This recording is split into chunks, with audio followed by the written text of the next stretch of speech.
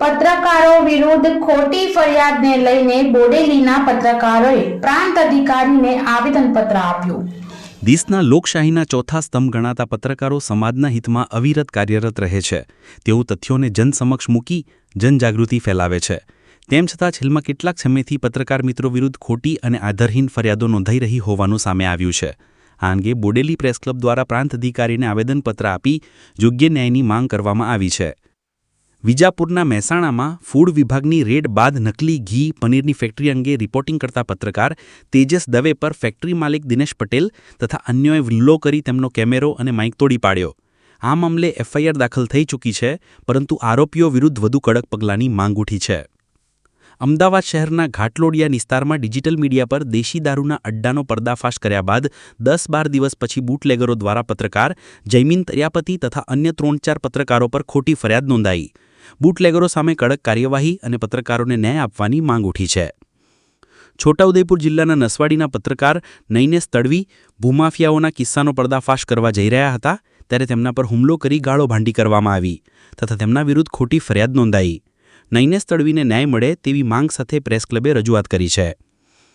પત્રકારો વિરુદ્ધ દાખલ થયેલી ખોટી ફરિયાદો તાત્કાલિક રદ કરવા તેમજ પત્રકારોને હેરાન કરનારા ભૂમાફિયા, બુટલેગરો તથા ગુંડા તત્વો સામે કડક કાનૂની કાર્યવાહી કરી પત્રકારોની સુરક્ષા તથા સ્વતંત્રતા જળવાઈ રહે તેવી વ્યવસ્થા કરવામાં આવે તેવી રજૂઆત બોડેલી પ્રાંત અધિકારીને કરવામાં આવી। બોડેલી પ્રેસ ક્લબના પત્રકારોએ સ્પષ્ટ કર્યું છે કે પત્રકારોને નિર્ભય રીતે કામ કરવાની સ્વતંત્રતા જળવાય તે દરેક સત્તાધિકારી તથા નાગરિકની ફરજ છે। પત્રકારો પર થતા હુમલા અને ખોટી ફરિયાદો લોકશાહી તંત્રને દબાવવાનો પ્રયાસ છે। ખોટી ફરિયાદ તેમજ પત્રકારોને હેરાન કરનારાઓ સામે કડક પગલાં લેવામાં આવે તેવી માંગ સાથે બોડેલીના સમસ્ત પત્રકારોએ બોડેલી પ્રાંત અધિકારી ભૂમિકા રાવલને આવેદન આપ્યું હતું। આશા ન્યૂઝ ગુજરાતી રિપોર્ટર ઝહીર સૈયદ, બોડેલી, છોટાઉદેપુર। અમે બધા પત્રકારો બોડેલી સેવા સદન ખાતે પ્રાંત અધિકારીને આવેદનપત્ર આપવા માટે આવ્યા છે।